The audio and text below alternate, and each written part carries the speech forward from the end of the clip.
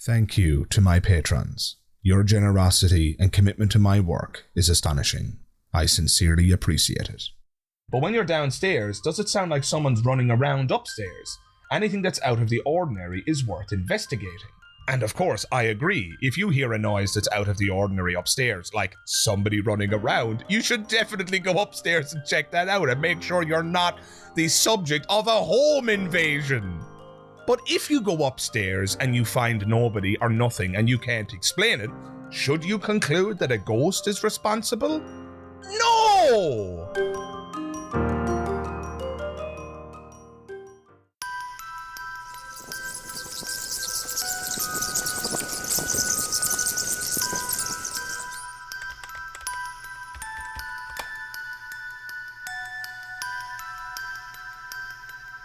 Hey everybody, Magic Skeptic here, and don't worry, the video is about to begin. I just wanted to take a moment to make you aware of my Patreon, the link for which can be found in the description below. Sign up today for as little as £3 per month and you can gain access to a plethora of perks and extras, including downloadable audio-only and ad-free versions of my podcast that you can listen to on the go. You can also have your question answered in a monthly video, and better still, depending on which tier you choose, you could even sit down for a Skype call with yours truly, Magic Skeptic.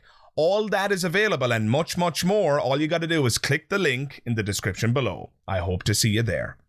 Hey everybody, Magic Skeptic here, and you're all most welcome to another episode of A Magician's Thoughts. And it's my favorite time of year. Yes, that's right, it's Halloween. Woo!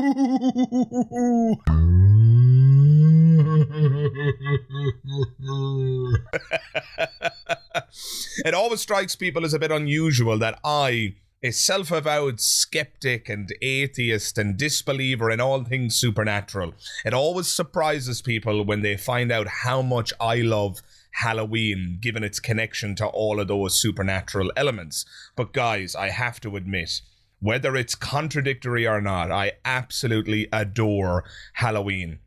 I love horror movies, I love wearing Halloween costumes, I love blood, gore, guts. Fake blood, gore, and guts, that is. I'm not a serial killer. Don't panic. And I cannot say any more on that matter without my lawyer present.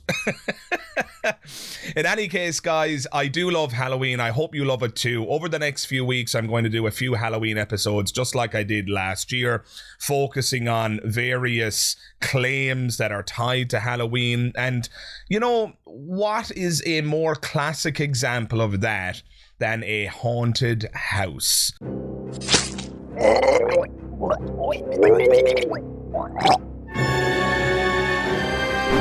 And so for today's episode, guys, I'm going to focus on haunted houses and debunking the claims that reside therein. Speaking of which, I want to introduce you to a website called housebeautiful.com.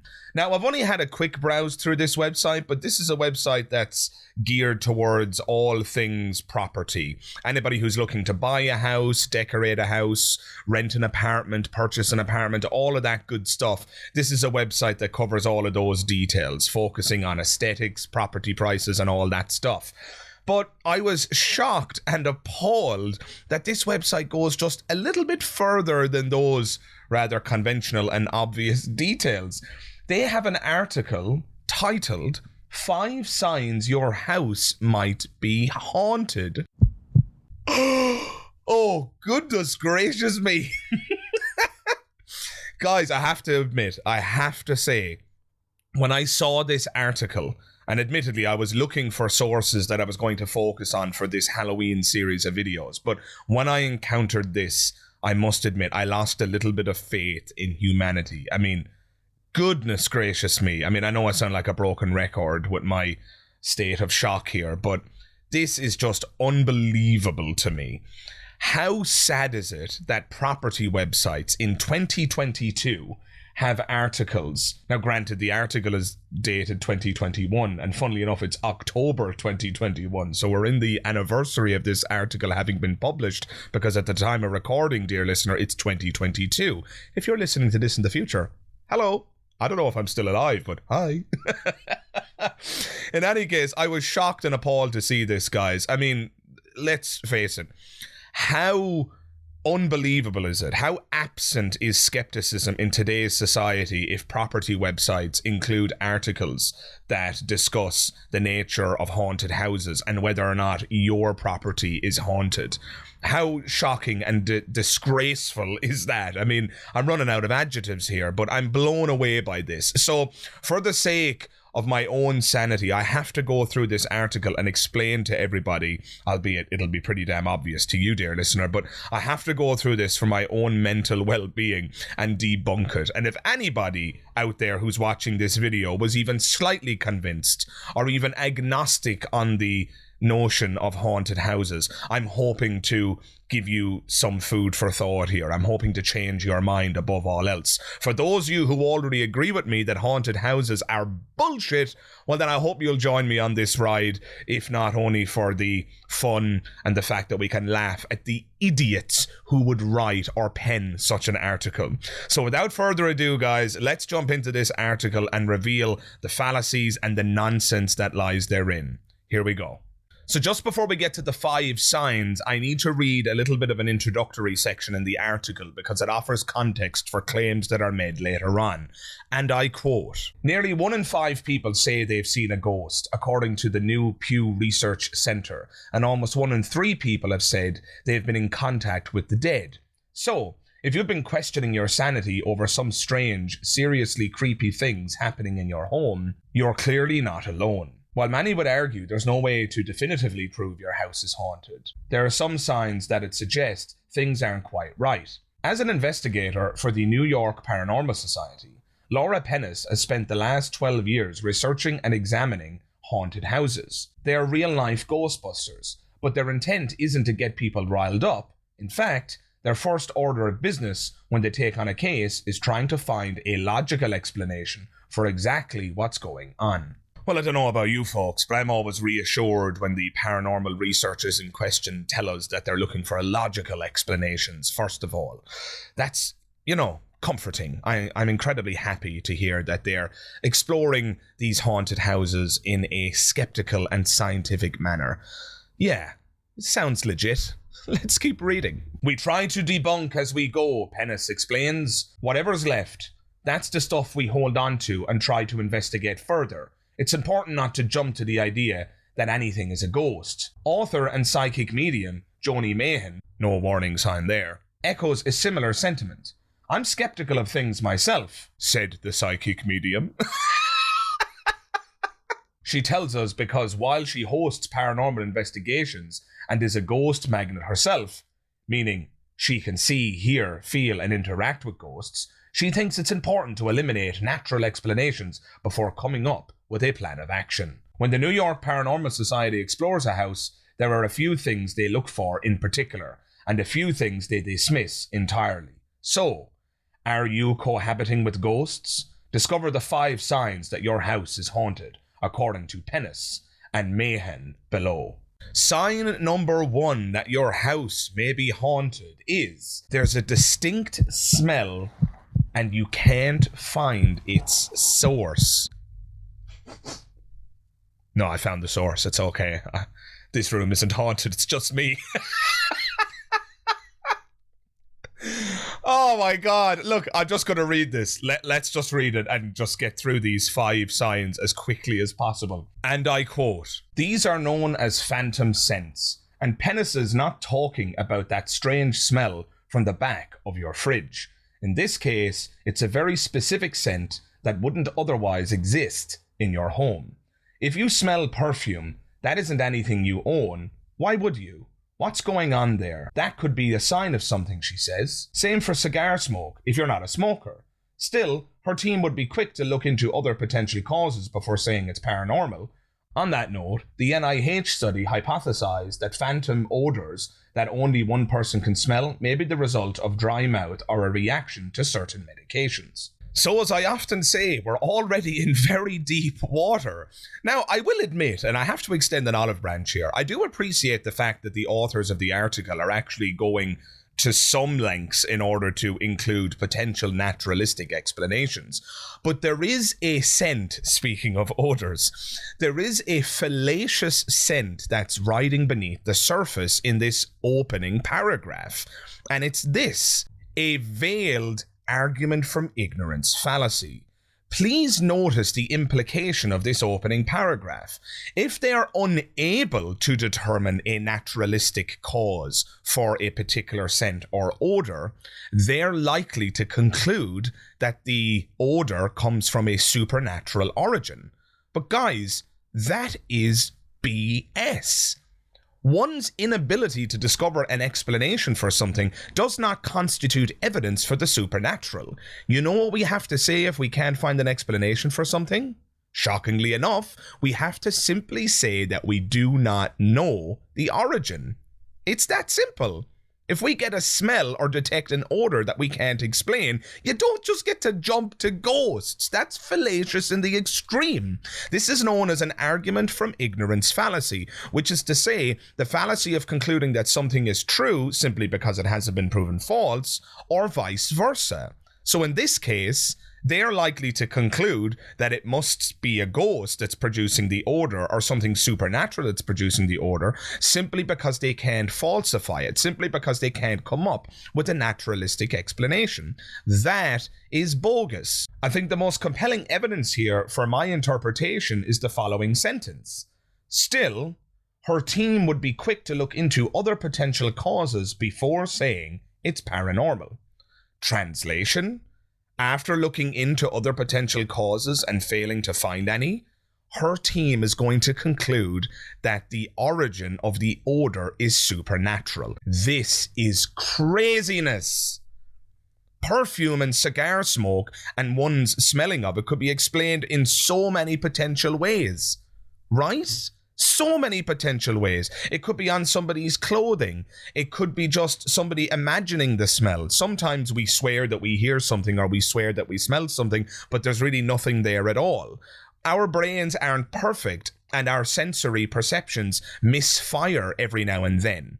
Right? We're not perfect creatures. We make mistakes and our organs malfunction. Our sensory equipment malfunctions. Guys, I'm not going to go down the list of all of the potential naturalistic explanations. What I am going to say, however, is that if a supposedly paranormal research team fails to find a naturalistic explanation, that in no way at all serves as confirmatory evidence in the slightest for the paranormal or the supernatural. And if anybody thinks otherwise, go and get your head examined. Sign number 2 that your house may be haunted is as follows. The temperature changes abruptly. Ah, man. Isn't it funny that all of these signs thus far, and I know we're only on the second one, but all of these signs are just ridiculously common occurrences. If these really were signs that a house is haunted, then I dare say that every single fucking house is haunted. How many houses have you lived in, dear listener? How many, flats or apartments? It'll depend on your age, of course. But speaking right now, at the time of recording, I'm 31 years of age. So I've been through a fair few examples of accommodation, flats and house shares and so forth. And temperature changes were a common occurrence, right? Depending on how good the insulation was in the house. But look, I digress. Let's read what compelling evidence this article has for us in terms of a haunted house. And I quote, "This can get a little dicey. Oh, there's a draft. That sort of thing," Pennis says. "If you're in the middle of the room and it's very cold in that one spot, that shouldn't happen. However, Mahan adds that ghosts feed more off the energy of the people in the house than the temperature of the home. She's not totally certain why this is, but it might have something to do with their makeup." Oh, goodness gracious me. Listen to that sentence again. If you're in the middle of the room and it's very cold in that one spot, that shouldn't happen, alleges one of these people, one of these paranormal investigators. Oh my God. Go and speak to a building contractor. Go and speak to somebody who works with insulation, and they will tell you that you're full of it. Our own house here, my fiance and I, our own house has little isolated cold pockets. It depends on which side of the building you're in. It depends on whether or not there's a draft facing that specific area. It depends on how many open windows there are. Depends on whether or not there's a radiator sat below that window. Depends on the insulation in that part of the wall. Is it drywall? Is it solid brick? Is it plaster? It depends on so many things. To say that it's impossible, which is essentially the implication here, the word impossible isn't used, but when somebody says that should not happen, what they're suggesting here is that if it does, something of an impossibility has transpired. This is a joke, guys. This is really, really silly. If you find a cold spot in your house, that shouldn't happen. A singular, unique cold spot. Oh, must be ghosts. Oh my God. The absence of skepticism here is a chasm. But I'll continue reading. Since ghosts don't have physical bodies, she probably can't physically feel the temperature in a location, but they can detect the uncomfortable level of the human occupants, Mayhem posits. So, if someone is stressed or fearful, they are emitting a huge amount of energy that can then turn around and feed the ghost energy. So if the draft gives you chills in your home, you might get scared and thus give the being more power. On the other hand, it's possible that even if ghosts don't experience temperature themselves, they could emit a certain energy that changes the way we are living beings experience temperature. I'm tempted not to dignify this portion of the article with a response, but for the sake of being thorough, I'll just say this. Assertion, assertion, assertion, assertion, assertion, assertion, assertion. This is just a list of claims. This is a list of embarrassing, fake, bullshit claims. Any person who's tempted to say things like this in public, the response should be ill-concealed laughter. People who say stuff like this should be laughed out of any room that they're standing in. Are you kidding me? Look at what's being said here. Oh, well, maybe the ghost feeds off human energy, or, maybe they are non-physical bodies in interface with reality such that it changes the temperature. Maybe. Bullshit, bullshit, bullshit. Are you fucking kidding me? This is just fairy tale babble talk. Right? Let me respond in kind. Maybe the reason there's a change in temperature is because God is angry. Maybe God drops the temperature to lower levels in parts of the world where he's unhappy. Maybe he chooses specific spots in specific rooms because God is not only ruling over us as human beings, God is ruling over all of the microscopic life as well. And the microscopic life in that little pocket of your room are misbehaving, so God decided to punish them by dropping the temperature. I literally just made that up on the spot. Do you see how easy this is? This is insane. Anybody who takes this seriously needs to get their head examined. And the fact that this appears on a house website in 2021, and I'm reading it here in 2022, and they haven't seen fit to get rid of this article, the people who are managing this website should be ashamed of themselves. This is ludicrous. But look, let's move on to number 3. Your phone is always on the verge of dying.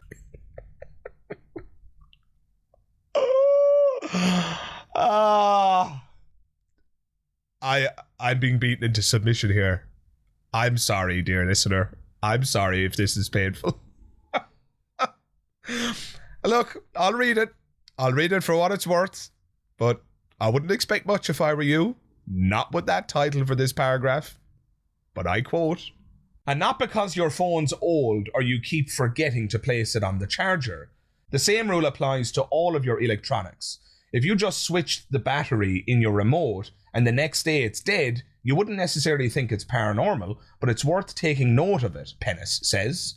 The theory behind this, Pennis explains, is that spirits try to absorb whatever energy is around them, and your tech is a prime source. It's a topic Doug Hogate Jr., founder of the Jersey Unique Minds Paranormal Society, elaborates on further to NewJersey.com, saying that he believes ghosts need this energy to manifest themselves. Ghosts are thought to communicate through electricity, like turning the lights on and off, for similar reasons. It's all fun and games until your resident ghost starts running up your electric bill. Well, that certainly wouldn't do, would it? I don't want any ghosts running up my electric bill. I best keep reading this article to make sure that I learn the secrets behind hauntings and so that I can avoid such chicanery from the paranormal world.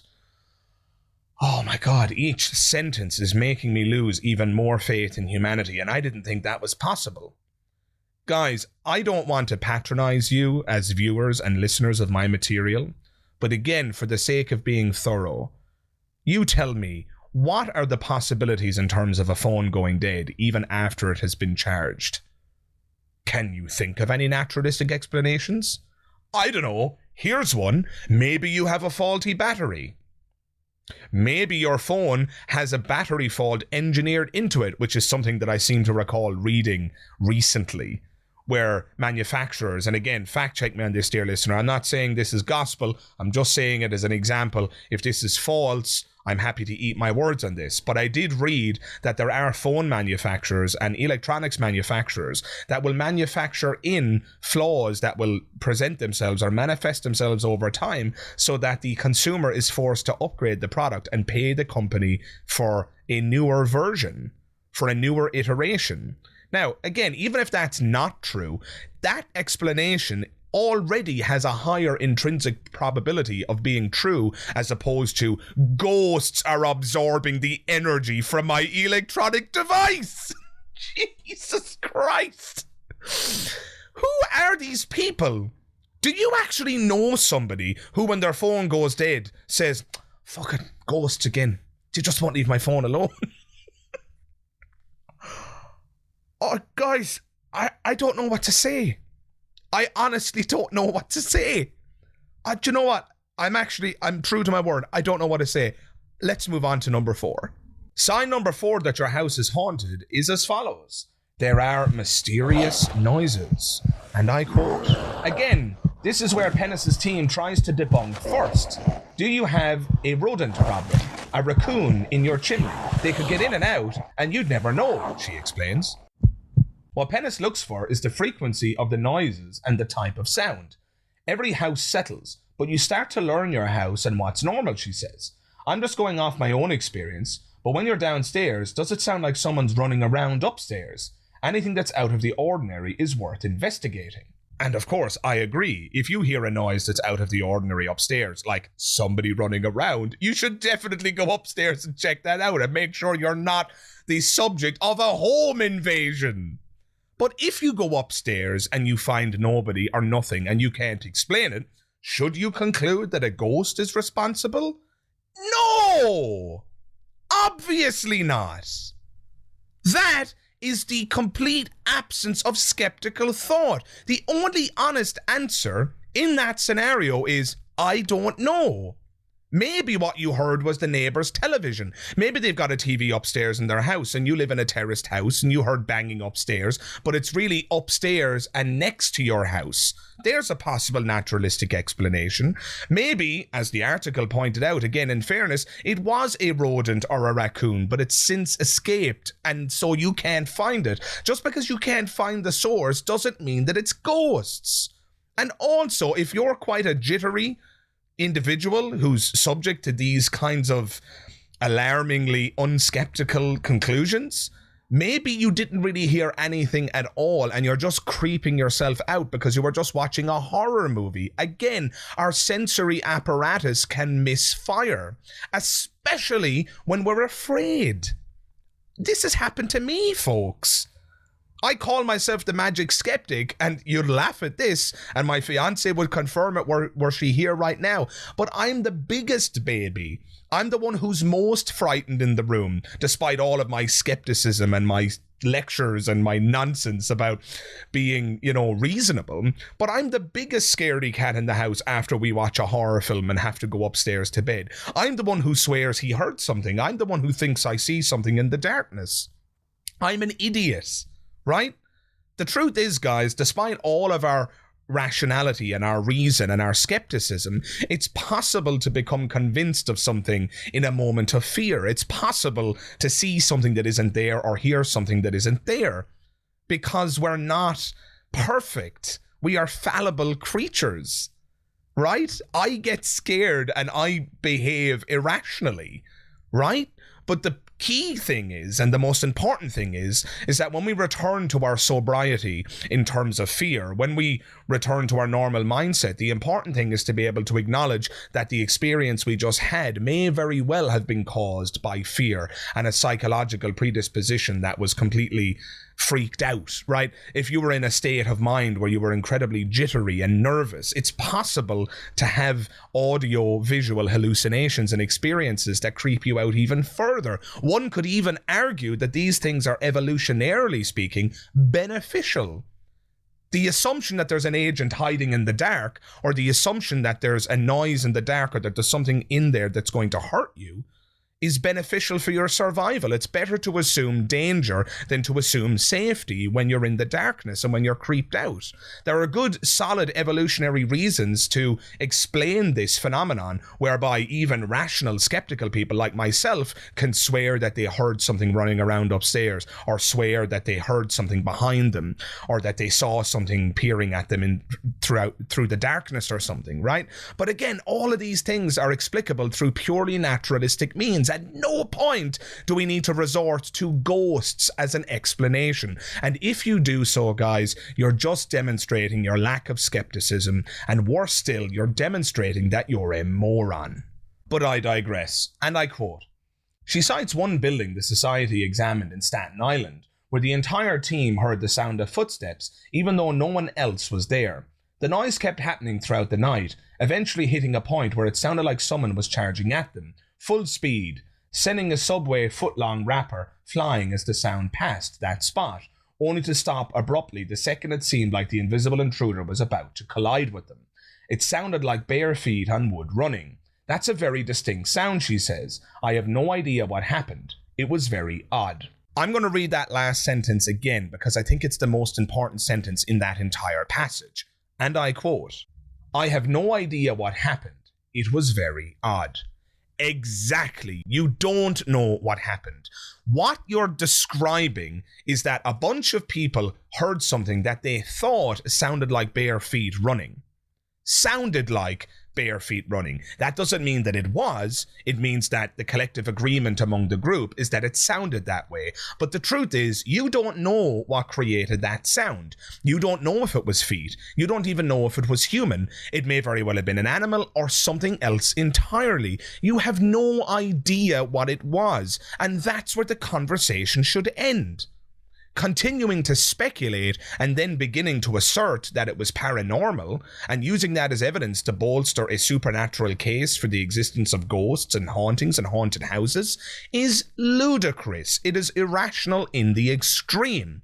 This does not constitute evidence of the paranormal. It doesn't constitute evidence of anything because, as you honestly admitted at the end of the paragraph, you can't explain it. That is the end of the conversation unless you can revisit the moment and investigate further. And if that investigation produces nothing, your inability to explain the phenomenon does not constitute evidence of the supernatural. And to suggest anything other than that, again, is bogus. Let's move on to number 5.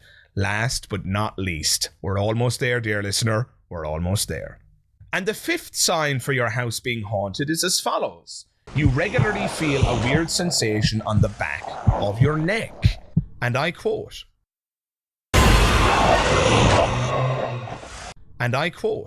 don't worry if that sentence just instantly sent a chill up your spine. It didn't. That's probably just because it's a creepy thought, not because a ghost jumped through the screen and clung to your neck. But if you are experiencing all of the above, and you consistently feel like there's something on the back of your neck, Mahan says you may want to reach out to a spiritual healer of some kind, as it can indicate that a ghost attached to you. That's right, some paranormal experts believe that it's people who become haunted, not just places. Ghosts aren't just stationary unless something is keeping them in a specific place, like if they feel stuck there, and so they often actually attach to certain people, Mahan explains. And when ghosts do become attached to certain people, she has observed that it's usually the back of the neck, and they just hang there. She does clarify that this typically only happens to metaphysically gifted people. Doesn't sound like ghosts to me at all. It sounds like you're haunted by monkey spirits. These aren't human ghosts. They're the paranormal remnant of monkeys that have died in tragic circumstances, hanging out of your neck with their tail. And if you listen closely in the darkness and in the early hours of the morning, you might hear them going...